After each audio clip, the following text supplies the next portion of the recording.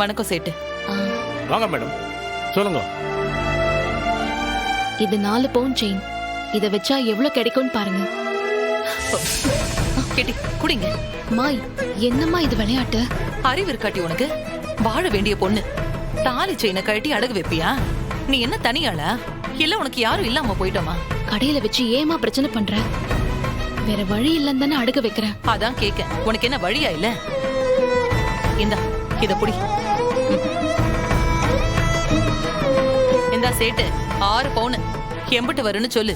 10லன்னா நான் இன்னொரு செயினை கூட கழட்டி தரேன், எடை போட்டுக்கோ. மா, இப்ப எதுக்கு ஓ நகையை கழட்டி கொடுக்கற? கேட்டி, தாய் வேற புள்ள வேறன்னு யாருட்டி சொன்னா? நீ வெறும் கழுத்தோட மஞ்ச கயித்துல நடமாடுறத பாக்கவா உன்னை நான் பார்த்து பார்த்து வளர்த்தேன். அடகு தானமா வைக்கிறேன். நீ விக்கிறியோ வைக்கிறியோ, வாழ வேண்டிய பொண்ணு தாலி செயினை கழட்டலாமா? நீ வாய மூடு. சேட்டு, நீ இதை எடை போட்டு பார்த்து எம்பிட்டு பணம் கிடைக்கணும் கொடுங்க. மா கொஞ்சம் இருங்கண்ணே. மா, என்ன இது?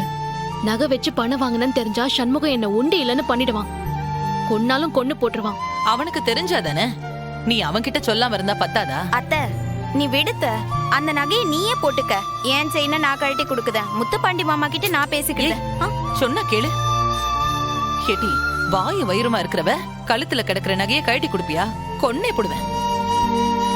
சேட்டு, நீ இதை எடை போட்டு பாரு. 6 பவுனுக்கு கொஞ்சம் மேலதான் இருக்கும்.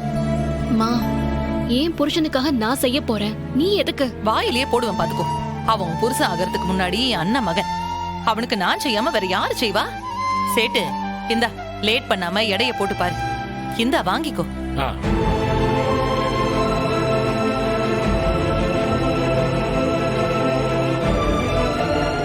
மொத்தம் 52 கிராம் இருக்குமா.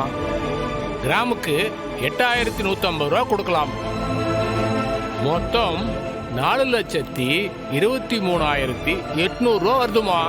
ரவுண்டா 4,25,000 போட்டு கொடுத்துருங்க. உங்ககிட்ட நான் பேரம் பேச விரும்பல. சரிங்க அம்மா, நீங்க சொன்னா நான் என்ன மர்த்தா பேச போகுது?